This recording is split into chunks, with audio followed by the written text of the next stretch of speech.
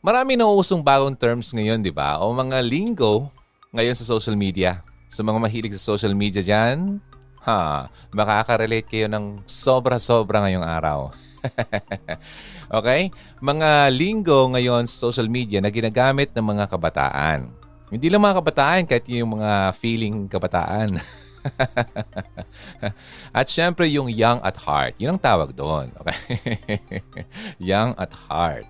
Okay? Yung halimbawa ng mga terms niyan ay yung ghosted. Hindi ito yung pang November. Naiuso ngayon napapansin ko yung mga yung mga malalaking channels or pages. Parang, alam mo, di nyo napapansin. Kapag papalapit na yung November, kung ano-anong mga pananakot ang mga ginagawang kwento-kwento, kuno.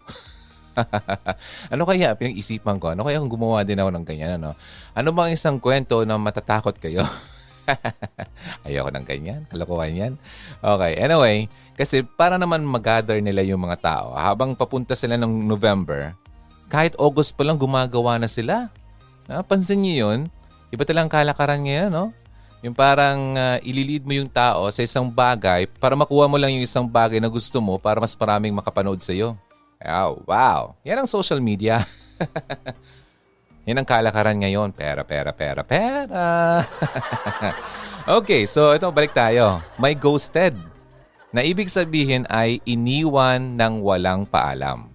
Oh, kawawa naman. Biglang nawala. Meron namang isang term na curving. O ibig sabihin yung pangbabasted. Nabasted ka na ba, bro? O baka naman, sis, ikaw yung nabasted. Aba, nang ligaw siya, ha? Okay, isa pa yung jelly. Which simply means na nagsiselos siya. Jelly. And many other terms na minsan kung hindi mo pa ikukonsulta si Mr. Google, hay nako, nga ka. Wala kang alam. Ako nga minsan kapag may narinig akong bagong salita, punta kagad daw kay Tito Google. Yung mga slang na yan. Kailangan malaman kasi minsan narinig mo na, tatango-tango ka lang para kang eng-eng. Okay, so anyway, pag-usapan natin mga ganitong klase. Okay? Halimbawa, yung the word flex. Alam mo yung flex? F-L-E-X. Okay? Pero out of these many terms na umikot ngayon sa social media sites, magfo-focus lang tayo sa isang term. Isa lang, paisa-isa lang para hindi ka mabigla. Kasi ang sakit naman nun, sasampalin lang kita sa kaliwa, sasampalin pa kita sa kanan. Paisa-isang sampal lang, ano? Pero mas maganda yung dalawang sampal kasi parang siopaw yung mukha mo. O, sige na. Okay, isang word lang yung word na flex. Okay? Familiar ba? O kung hindi pa, simple lang naman ang meaning ng term na ito. Kapag sinabing flex or flex, mag-show off ka ng isang bagay. Okay? Huwag ibahin niyo yung ginagawa ko sa page ko na #ipik mo. Iba naman yun, hindi naman yung show off. May dahilan yon kung bakit yung ginawa ko. Sa mga hindi nakaka-relate, ay nako, hindi kasi naka-follow. So ito na nga, mag-show off ka ng isang bagay. Ipagmamalaki mo sa buong mundo na meron ka ng bagay na yon. Maraming masasampal. Okay, for example, may Louis Vuitton ka na bag. O kaya naman may Gucci na outfit. I-flex mo for everyone to see. Sino ba namang hindi ipagsisigawan na nakabili siya ng mga mamahaling brand na katulad nito, di ba? Ang sabi nga ng nakita kong caption sa Facebook, i-flex ko lang. I-flex lang daw niya. Okay, well, hindi lang mga material things gaya ng sapatos, bagong phone, iPhone. Totoo ba yan? Baka naman yung yung iPhone na okay. Mag-ipon na muna, wag na munang iPhone. Okay, ano pa? Branded clothes or pwede na ring bahay na finiflex ngayon. Bahay. May kilala akong ganyan. Okay. Dahil actually, kung hindi man nasa tuktok ng listahan, pangalawa Pangalawa to for sure. Wala nang iba kundi ang romantic relationships. So nakuha. Hindi naman mga material things lang yung pinag-uusapan natin dito. Okay? Kasi pangalawa to sa for sure na gustong-gustong pinag-flex ng mga tao. Okay? Yung romantic relationships na meron ang social media people kumbaga mga hashtag relationship goals na mapapa-hashtag sana oil ka na lang. Ay, maraming tatamaan ngayon. Tabi-tabi po. Eto na. Okay, eto na. Meron ako ikukwento. Okay, naalala ko tuloy, one time. Habang nag-scroll ako ng Facebook, okay, nakita ko yung viral post ng isang babae. Puro babae, no? Mahilig sa mga ganito eh. Nasa mid-20s na siguro yung babaeng yon. Okay? Thousands ang nag-heart and like. React talaga, grabe. Okay, sa public post niya yon. Anong laman? Siyempre, pictures ng surprise ng kanyang boyfriend na habang nasa loob sila ng kotse. Mabuti, surprise eh. Ay ba, isa prank. Okay. Siyempre, hindi mawawala yung pa-bouquet. Bouquet and chocolates. Naks naman talaga. Okay, pero ang nakapagpapasana all ng karamihan ay yung, eto na, Pandora na sing-sing na bigay sa kanya ng kanyang boyfriend. Siyempre, special talaga kasi ikaw ba naman ay bigyan ng sing-sing na worth, ay grabe, thousands talaga, grabe. Mayaman.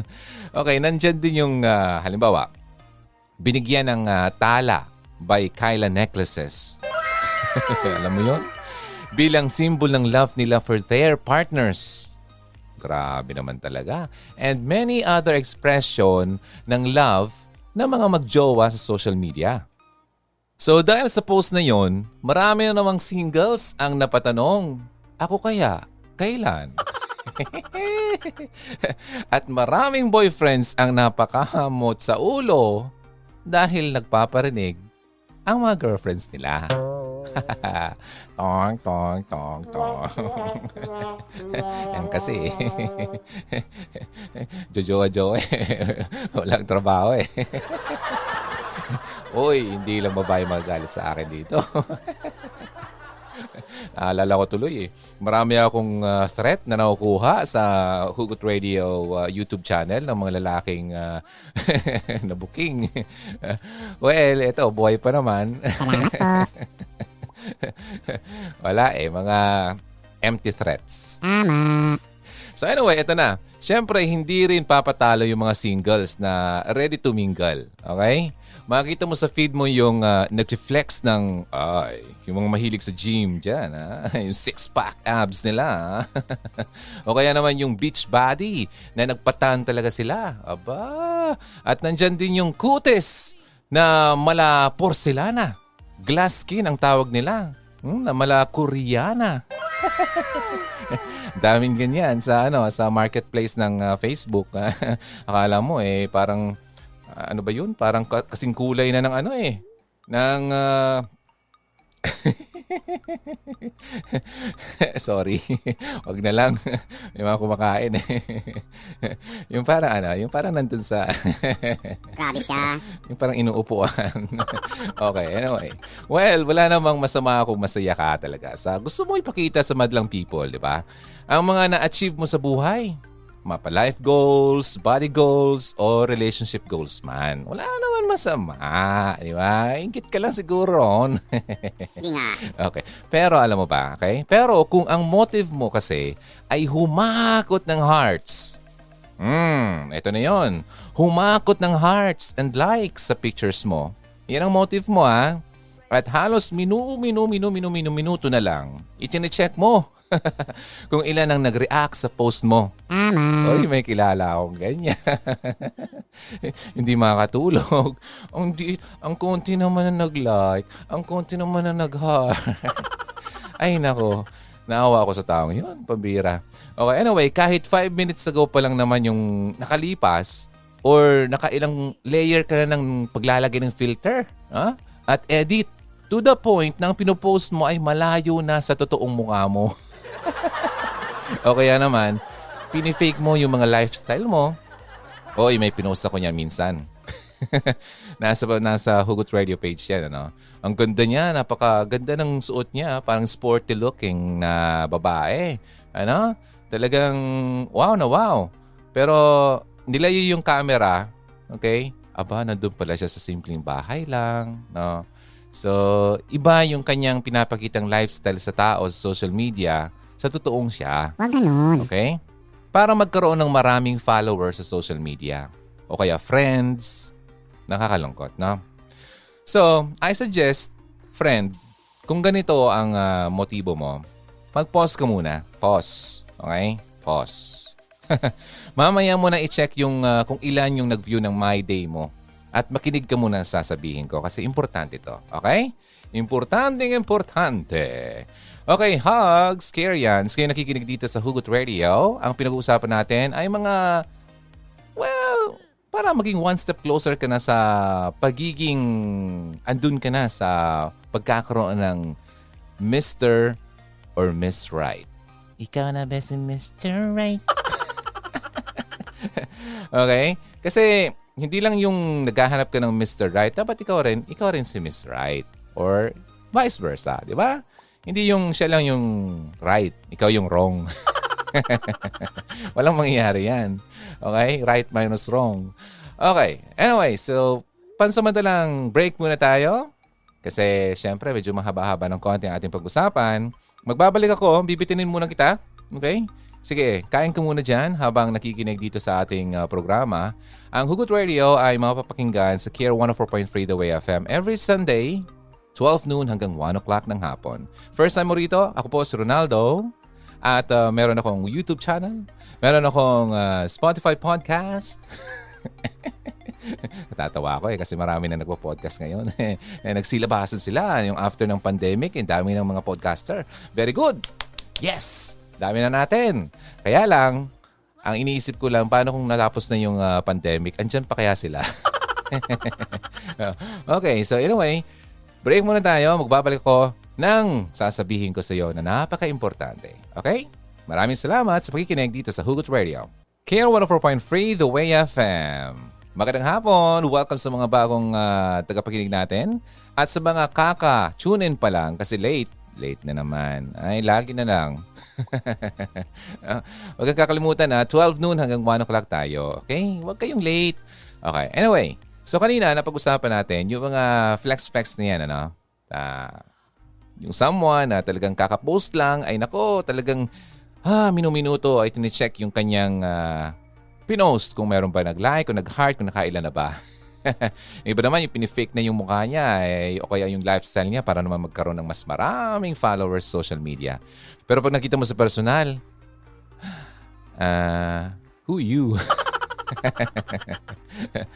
Eto na, sabi ko kanina, you need to pause, di ba? Pause. Pause lang muna tayo. You need to pause and ask yourself, bakit ba ako nagiging conscious sa mga bagay na ito? Tama. Sige, pag-isipan mo. Kasi baka hindi mo lang napapansin, iho, iha. Pero sa social media mo na pala, sinisik ang self-worth mo at validation mo. Wag ganon. Isip-isip.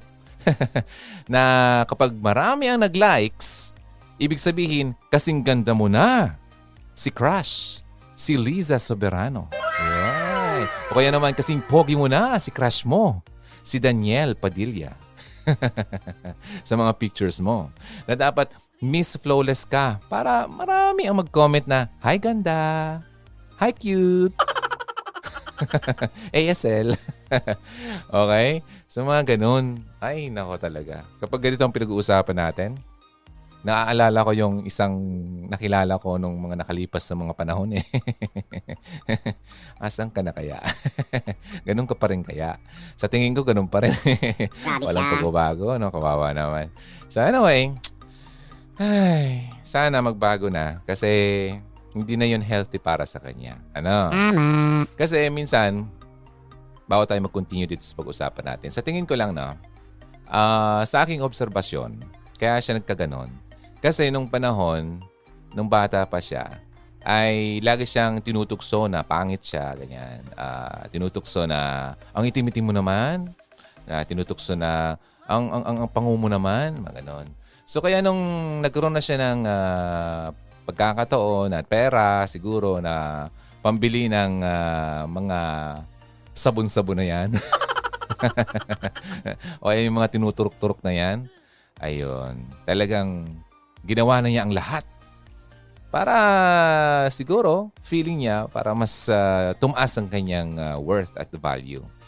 So, may mga ganong dahilan, maaari siguro, di ba? Pero kung ang motibo mo nga ay pinag-uusapan natin yung para humakot lang ng maraming hearts. Kasi parang validation kasi yun eh. Ha?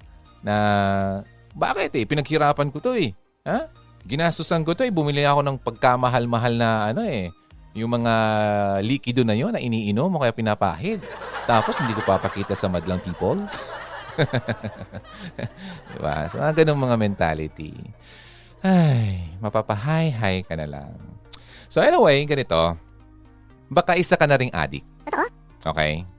Hugs, scare yan. Hindi sa drugs ha. Pero similarly, addicting kasi ito eh. Ang social media. So friend, iba ang genuinely happy. Happy ka, oo, kasi pinost mo yun, marami nag-likes marami nag-hearts marami nag-hi ganda. Hi, pogi-pogi mo naman, ang gwapo-gwapo mo naman dyan. Di ba? Nakaka-boost naman yun ng confidence naman talaga. Okay? But do you think na it's genuine? Do you think it's lasting? Diba? Iba yung genuinely happy ka sa kung anong meron ka. Kesa yung finiflex mo lang ang isang bagay dahil sa hearts, comments, at recognition na mga kuha mo sa social media. Eddie Jeron, ano mang problema nun? Ano naman problema kung nag-post nga ako para dami ng likes na makakuha ko? Naku! Marami kang problema makakuha. Yes, oo, masaya ka. Masaya siya. Masaya sa pakiramdam. Ang sarap kaya sa feeling. No? Nasunod-sunod ng notifications, diba? Ting, ting, ting, ting, ting, ting, ting, ting, ting. Ay, naalala ko minsan. One time, may iba tayo. Nag-post ako ng isang nag-trending. First time kong maka-experience na nag-viral post talaga. Ang viral post pala talaga ay kahit ikaw ay magugulat ka. Okay? Kasi yung notifications niya as in talagang ting ting ting ting ting ting ting ting ting ganun. Wow. Hindi ako makapaniwala noon eh. All over the world yung post na yun na nag-trending talaga siya. It was about Manny Pacquiao. Okay? Tagal na nun. At nagkataon lang siguro na may nag-share sa isang site or kung ano man at talagang nag-trending siya. Sobra. Ano yun halos buong gabi yun buong araw, gabi na walang stop na ganun. At tinurn off ko na nga lang yung talaga yung notification, yung alert kasi maingay na yung cellphone ko. Ang galing-galing no? Pero kung ganun ang pinost mo, okay? Baka masiraan ka na niyan. Ako, ang dami nag-like. Nag-comment sa yung post mo. So anyway, ito na. Ang sarap diba ng pakiramdam na sunod-sunod yung notifications. Pero, yung achievement na yan, kasi nafe-feel mo, di ba? Ang achievement na yan ay panandalian lang. See, sabi ko, di ba? Hindi naman yung nagtagal, yung viral post na yon. After a day, medyo paunti-unti na lang. So, pansamantala lang talaga. So, after nun, back to zero ka na naman. Lungkot ka na naman. Kapag may nakita ka na namang mas maganda na pinost, sa pinost mo, mawawala na yung saya mo kanina. Diba? Nasapawan ka na eh. At mapapalitan na naman yan ng lungkot at inggit. Ay, ganun ba ang pakiramdam mo? Bukod sa maapektuhan yan ang pagtingin mo sa iyong sarili, makaka-affect din yan sa relationship mo in the future.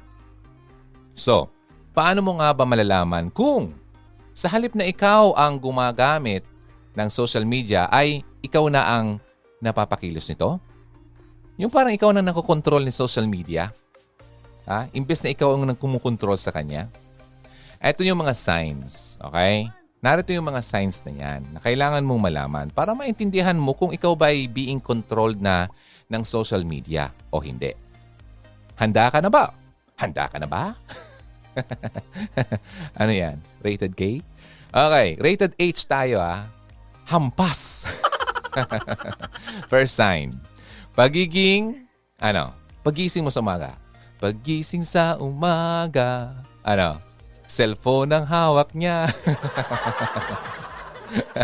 Pagising mo sa umaga, cellphone ang almusal. Aba, Hindi pa nga tinatanggal yung muta, hinahanap pa kagad yung cellphone niya. Pagbukas ng social media, ang ginagawa mo pagkagising mo, yan ang unang sign. Bubuksan agad sino? Yung Facebook o kayang Instagram niya para mag-post. Sabay caption na #woke up like this. Ginawa mo yun? #woke up like this? O kaya mag-scroll sa Twitter para malaman ang hottest tea or chismis. Mahilig ka sa mga chismis. Wag ganun. Alam mo, nakakalungkot. Nakakalimutan na yata natin na ang the best way to start your day is no other than through prayer. Ano ba naman yung 1 minuto para magpasalamat na binigyan ka ni Lord ng isa pang araw sa planet Earth, di ba? Tama. Nakalimutan mo yata kagabi, bago ka natulog. Okay? Well, yung iba nagdarasal. No? Thank you, Lord, for the day. Ganyan, lalala. Ang iba hindi. Tulog agad. Walang habit Okay. So, hindi mo ba alam na pag natulog ka na, pwede ka nang hindi magising? Totoo? Hindi mo yun naisip? Tayo kasi, bilang mga tao, hindi natin maiwasan makaramdam ng FOMO.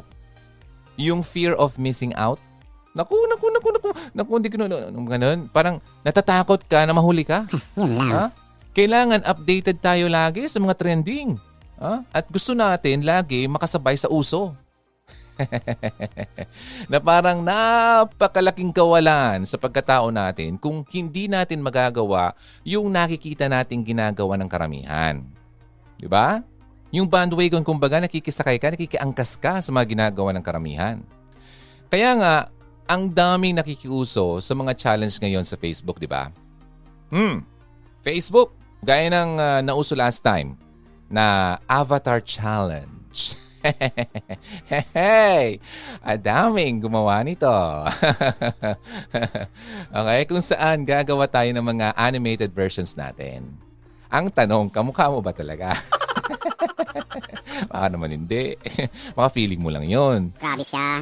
Nandyan din yung #post your beautiful daughter challenge. Oy, nga pala. Nauso to minsan, Minsan, makinig kayo mga magulang. Mga magulang. #post your beautiful daughter challenge. Makinig ka. Isa po itong nakakatakot na challenge. Alam mo kung bakit? Share ko lang. Itong nagpasimuno nito, ang sabi-sabi ay mga taong pedophilia. Yung mga mahilig sa mga bata. Okay? Mga mahilig tumingin ng mga batang babae, batang lalaki. At kung ano-anong nilalagay sa isip nila. Okay? Pedophile.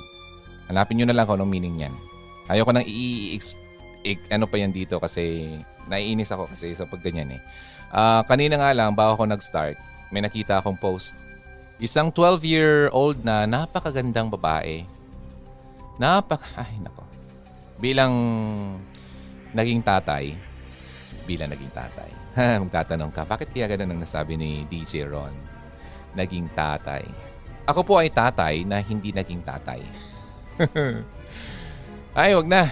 Kung saan pa mapunta yan Okay, anyway. So anyway, kanina, may isang magandang dalagita. No? According dun sa post, siya po ay isang ninong niya ang gumawa sa kanya ng kahindik-hindik na pangyayari sa batang yun siya po ay pinatay. At yung may salin nito ay nakawala dahil nung unang pagdakip sa kanya ay wala naman malakas na ebidensya daw kaya pinakawalan muna. Hanggat ngayon, hinahanap na siya dahil natagpuan yung bangkay ng batang yon sa loob ng bahay ng ninong na yon. Ninong ha, ninong. Kaya mga magulang, kung may mga anak kayong babae, alam mo kahit lalaki, huwag yung isipin porke lalaki, walang mag-ano dyan. Ingatan nyo yung mga bata, ha? Huwag basta-bastang ipagkatiwala sa mga kung sino-sino kahit nga kapamilya. Diba? So, laging bantayan ang mga bata. Ito pong batang to ay nakita na lang na nakakalungkot man na ikwento ko sa iyo kasi gusto kong i-share ito sa iyo kasi napag-usapan lang naman natin yung hashtag na Post Your Beautiful Daughter Challenge. Nakuha yung batang to na inilibing sa loob ng bahay nung ninong na yon na tinabunan ng mga sako.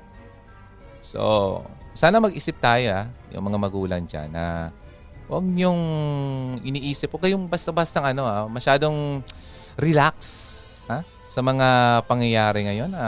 Yung mga anak niyo, hinahayaan niyo lang kung sino-sino ang mga kinakausap. Usong-uso noon nung bata pa ako ang isang katagang do not talk to strangers. Okay? Ituro niyo yan sa mga anak niyo. Pero ituro niyo rin kung saan ba ang limitasyon. Okay? Kung makikipag-usap sila sa isang taong kakilala nila. Ano ba ang mga limitasyon na pwedeng gawin sa kanila? Limitation ng paghawak, pakipag-usap, at mga ganung bagay. Okay? So, para naman ligtas ang iyong mga anak. Kasi hindi po maganda, lalo pa ngayong pandemic ngayon, ay dumadami po ang mga kasong katulad niyan. Okay? Isa pang kwento, 12 years old din, babae. Saan ko yung nakita? Parang naghahanap ng mag-aampo ng kanyang anak kasi buntis. Yung 12-year-old na bata. Kasi yung bata wala ng mga magulang. Anong ginawa? Siya po ay pinagsamantalahan ng kanyang lolo. See that? Ka-uri, ka-mag-anak. So, tatapusin ko dito yung sharing ko yan kasi masyado na tayong nabibigyan ng airtime itong kagatulad nito. Gusto ko lang kayong bigyan ng warning mga magulang na nakikinig. Salamat po. Na bantayan nyo ang iyong mga anak. Okay? Tama. So, itong hashtag na Post Your Beautiful Daughter, wag nyo nang gawin. Tanggalin nyo na. Okay? Kung gumawa kayo nito, tanggalin nyo na. Alam nyo kung bakit? Kasi, yung isang pedophile na lalaki, kukunin lahat ng mga pictures na yan at isi-save yan. Okay? Siyempre, kayong mga magulang naman, papakita nyo yung napakagandang mga posting ng iyong mga anak. Karamihan dyan, yung mga nasa swimming pool, mga naka-swimsuit yung bata, Yung iba nga nakahubad pa. Huwag ganun. Makinig kayo, May mga taong hindi ganda ang pag-iisip. Kinukuha nila yan at malamang ang iba pa nga ay ibinibenta nila sa mga websites na naghahanap ng mga ganitong uring pictures. So baka magulat ka na lang yung picture ng anak mo nandun na. Pinagfifiestahan na ng mga katulad nitong mga tao. Natakot ka, hindi mo alam, ay pambihira. Nako naman kasi, wag masyado magbasa-basa, magtanong-tanong, makinig sa mga balita. Okay? Wag basta-bastang gaya-gaya po tumaya, ang pinag-uusapan natin dito, ang safety ng iyong mga anak. Okay? So move tayo. Yung challenge nito ay napag-uusapan natin. At yung isa pa, recently lang nauso kasabay yung pagkakaroon ng Dolomite Sand ng Manila Bay. Ito naman nakakatawa naman to. Yung hashtag Manila Bay Challenge. Yung mga tao, di ba, nasa taas ng isang, ano ba yun? Parang overpass, tapos may mga nagpipicture. Tapos lalagyan mo ng picture mo na nasa beach ka rin, kung anong ginagawa mo, kung, di ba, nakakatawa yun. Diba? So, mga ganun. Ang daming gumaya, di ba? Nakiuso. Kahit nga yung mga kakilala nating mga personalities, nakiuso din. Well, wala namang masama sa paggawa ng mga bagay na to. Okay? Yun nga lang, itong nakwento ko kanina, walang masama sa intention mo, pero may tao. Okay, may tao sa other side of this, itong screen mo, na hindi maganda ang balak sa pinost mo. Okay? So, pangkatuwaan lang, kumbaga. Pero if you find yourself na lagi na lang nagmamadali, balik tayo sa topic natin, okay? Kung if you find yourself na lagi na lang nagmamadali at nakatutok sa phone mo para makisabay sa uso, you need to take a break. Mag-break ka, kaibigan.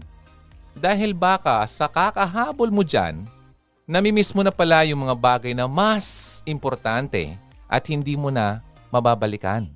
So, second sign tayo.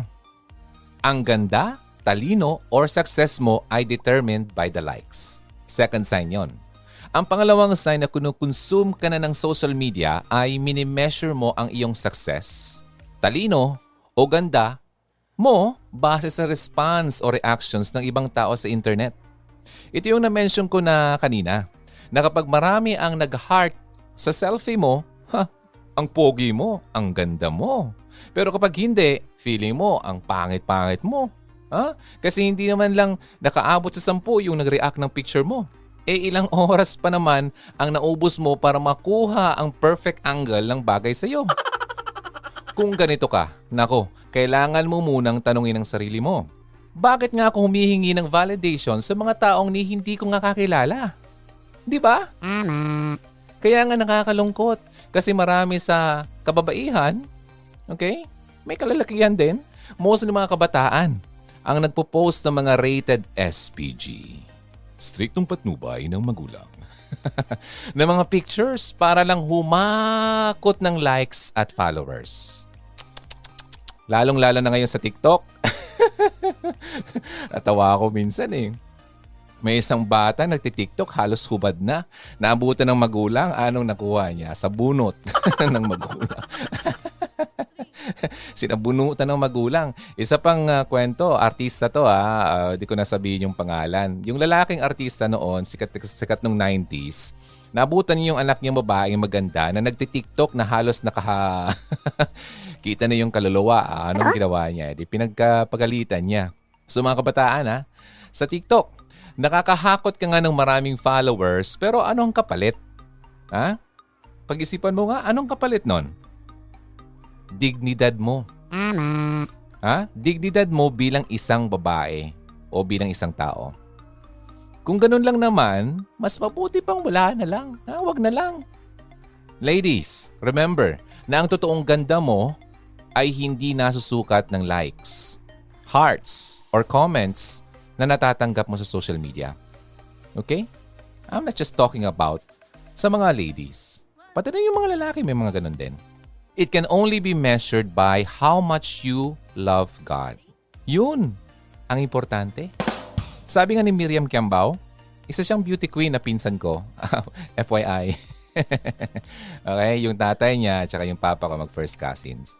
So, sabi ni Ate Meam o si Miriam Kiambao, love and beauty come from within.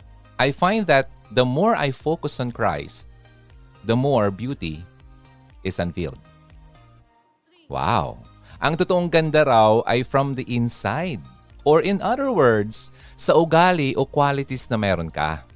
At sa pagbibigay mo ng time kay Lord, mas lilitaw ang kagandahan na ito sa iyo. So, third sign na tayo. Nagiging hobby ang comparison. Proceed tayo sa pangatlo. Kung dati, pa-scroll-scroll ka lang, ngayon na ba? Iba na, nag-upgrade ka na.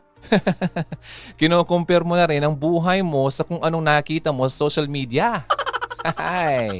Kapag nakita ka ng picture ng malaking bahay o kaya namang mga nagdi-Netflix and chill lang at hindi na kailangan magtrabaho para kumita ng pera, napapatanong ka kagad, bakit ako hindi? Bakit hindi kagaya ng buhay ko ang buhay niya? Bakit hindi kagaya sa kanya ang buhay ko? Kaya ang ending, bad mood ka lagi. Bad mood ka na buong araw dahil sa nakita mo sa social media. Di ba? Affected ka? Huwag ganun. Bibigyan kita ng tip. Kapag gumagamit ka ng social media, stop comparing your behind the scenes to someone else's highlight reel. Sinabi ko to dati. Ulitin ko Stop comparing your behind the scenes to someone else's highlight reel. Di ba sa likod ng isang magandang pelikula, nandyan yung mga behind the scenes? Siyempre, dahil nga behind, magulo, minsan makalat, pangit, di ba? Hindi perfect. malayong malayo sa kung ano ang end product kapag nasa TV na or sa sinihan. Ganon din sa social media. Lahat ng nakikita mo sa social media, yan ang kumbaga yung best of the best ng kung anong meron sila. Highlight reel yun. Diba? Edited na yun. Edited na ang mga di kanais-nais na view. Kasi dapat, ang finished product, perfect or close to perfect na. Diba? Yung parang nag-a-apply ka sa trabaho, kailangan mong ipakita yung mga nagawa mo, yung mga highlight ng iyong career. Para ma-impress mo yung employer. Pero hindi mo nakikita sa likod ng mga success na to, may mga behind the scenes din na nangyari sa'yo. Diba? Yung hindi ka natanggap, yung marami kang pinalipas na pagkain para lang, diba? Maunat mo yung pera mo. Mga ganun. Yung mga pagsisikap, paghihirap, mga efforts na ibinigay nila para makuha kung anong meron sila sa post na nakita mo. Yun ang hindi mo nakikita. Yun ang tawag doon, yung behind the scenes. Okay? Nakita mo lang kung ano na sila ngayon. Nakuha? Salamat po. Kaya huwag mong i-compare ang sarili mo. Do not compare your page 1 sa last chapter nila. Okay? Kung nasa first chapter ka pa lang, nasa last chapter na sila, huwag mong i-compare yon. Kailangan mong pagdaanan din yon. So walang comparison dapat. Isa pa, hindi lahat ng nakita mo sa social media, totoo. Karamihan ng nakikita mo sa Facebook at Instagram ay for show lang. For show. In other words, pagpapanggap lang. Tama. Araw-araw siyang naka-Starbucks? Uwe. Bukas ba yung Starbucks? Baka recycled lang yung cup. At tinitimplahan lang niya ng kape sa loob. Akala mo totoo eh. Inuwi lang pala yung Starbucks na cup. At magpapapicture siya. Diba? Ang ganda ka mo ng outfit niya. Baka habang nagsusukat siya sa H&M, nag-selfie muna siya bago ibalik sa counter. Maraming ganyan. May nakausap akong sales lady. Nako, may nadakip daw silang ganun. Nabantayan nila kasi parang napapansin nila yung isang mamimili na yon. Parang lagi nilang pumupunta sa kanila pero hindi naman bumibili. Minsan nadakip nila sa loob ng yung section na yung ano ba yon? Yung susukatan na nag-selfie. Bawal yun. Tapos huba rin, tapos ibabalik sa counter or sa sales lady. Ibabalik na sa rack pero di naman pala niya binili. Ay, nako. Di ba ang daling i-fake ang buhay sa social media? Kaya nako, sabi nga doon sa kwento ng teacher ko noon, do not believe everything you see on the net. Sinabi niyan sa amin nung mga year 2000, gano'n. 20 years ago pa yan, Diba? Ay, nako. Kaya wag kayong basta-basta magpadala. So, eto na. Kaya sa halip na i-compare mo ang buhay mo sa buhay ng iba na hindi naman ikaw sigurado na kung totoo, mag-focus ka na lang sa life mo sa outside ng social media. And do something para maging a step closer ka na sa pag-abot ng buhay na gusto mo. So, yun nakatatlo na tayo Ito yung last sign. Hindi na ako masyado magtatagal. Okay? Picture muna bago kain. At tatawa ako Kasi ginawa ko naman yan. But ito kasi iba. Ang pang-apat. Okay? Ang pinopost ko naman yung mga tuyo. Okay, ang pang-apat at last na sign na to para malaman kung kinukonsume ka na ng social media ay ang nagiging instant photographer ka na. Bago kumain sa napaka-mamahaling pagkain or kainan, nag-milk tea ka or dalgona coffee. Hep-hep, wag muna hawakan, picture muna. O kaya wala ka pa naman sa beach na pupuntahan nyo, iniisip mo na agad yung kung anong post ang pwede mong gawin para malapictorial ang gagawin mo. Diba? Ini-imagine mo na kaagad yung pupuntahan mo kung anong tsura mo doon. Para lahat na lamang nagagawin mo sa buhay mo ay kailangan documented para makita ng lahat ng tao. Which is karamihan ng makakita, wala naman talagang pakialam sa'yo. Tama. Diba? Ikaw, tanungin mo sarili mo. Pag may nakita kang ganyan, may pakialam ka ba? Unless kung ganito ka, masyado kang kinukumpare ang sarili mo sa iba. Pero karamihan ng tao, busy ngayon. No? Naghahanap buhay. Papost-post ka dyan eh. Wala naman paki sa'yo yung mga tao. Yan ang isipin mo lagi. Okay? Grabe siya. Diba? So yun ang last sign. Mahalaga naman. Okay? Mahalaga naman yung pictures. Alam natin yan eh. Noon nga, nung bata ako, may mga albums pa kami, di ba? Kasi at least may mga alaala kang mapapalikan. Pero kung hindi mo na nai-enjoy yung mga mismong moment, dahil masyado kang busy na kumbaga, yung pagkuha ng mga IG-worthy, Instagram-worthy na mga pictures para i-flex ang day mo, abay, hindi na yan healthy po. Hindi na yan maganda sa kalusugan mo. Ano bang purpose mo sa paggawa niyan? Tanungin mo sarili mo. Ano makukuha mo sa pag-share ng bawat aspeto ng buhay mo sa social media? Hindi ba mas masaya na you live in a moment? Kahit sabihin pa natin na sa 1,000 nang nag-heart dyan sa post mo, kahit napakarami mo pang followers, ang nagmamatter po, okay? Ang nagmamatter pa rin ay kung sino ka. At kung ano ang buhay na meron ka sa labas ng mundo ng social media. Yun ang mas importante. Ano yung totoo? Okay? Alam mo ba, itong sekreto ha? Mas ma-appreciate ng mga tao kung ipakita mo ang iyong totoo. Ang totoong ikaw. Okay? Ayon. Kaya bago pa man tuluyang bumaba ang self-esteem mo dahil lagi mong kinukompare ang buhay mo sa mundong hindi naman totoo, i-apply mo ang 4 short tips na ito. 4 lang. Okay? Para hindi ka man maumay. 4 na tips. Una, learn to unplug. Matutong magkaroon ng break from social media. Kung napapansin mo na naapektuhan na ang mood mo, ang tulog mo, at lalong-lalo na ang health mo, mas lalong dapat ka munang mag-log out from social media. Hindi naman talaga totally hindi ka nagagamit, pero alam mo, ako, ginawa ko na yan. Deactivated po ang aking Facebook account.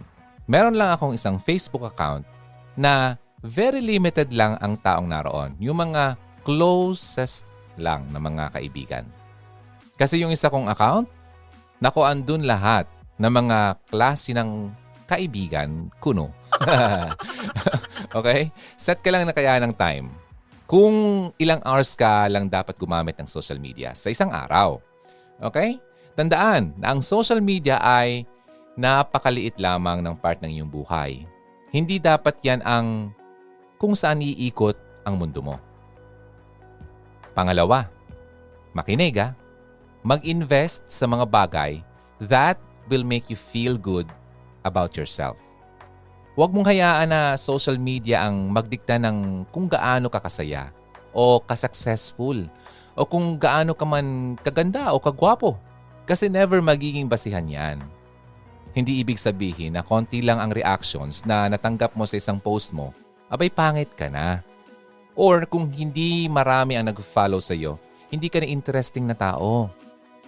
Kung genuinely at totoong masaya ka habang pinopost mo ang picture na yan, without the motive na magpapainggit ng ibang tao, yan lang naman ang nagmamatter.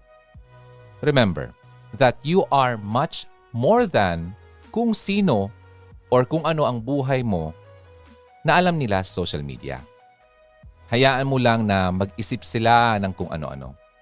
Ang mahalaga ay alam mo ang totoong nangyayari sa labas ng screen ng cellphone mo. Pangatlo, the third on the list ay iwasan ang comparison or pag-compare ng buhay mo sa buhay ng iba on social media. So, let's put it this way. Di ba ang jigsaw puzzle? Compose siya ng mga maliliit na piraso na kailangan mong buuin para makita ang buong picture? Nakapaglaro ka nun? Mahilig kami nun nung bata pa kami. Yung guguluhin mo yung mga maliliit na piraso para hanapin mo yung mga maliliit na piraso upang makuha mo yung kabuuan ng picture. Pero meron kang guide. Diba? Ganon din ang buhay ng tao. Isa siyang puzzle. At ang pictures or post na nakikita mo sa social media, isang piraso lang yan ng buong puzzle. Hanggat hindi mo pa nakita ang kabuuan, you can never tell na ang buhay ng isang tao ay mas better kaysa sa buhay mo. Dahil lang sa kung anong pinost niya ngayon sa Facebook or sa kung saan man na social media site.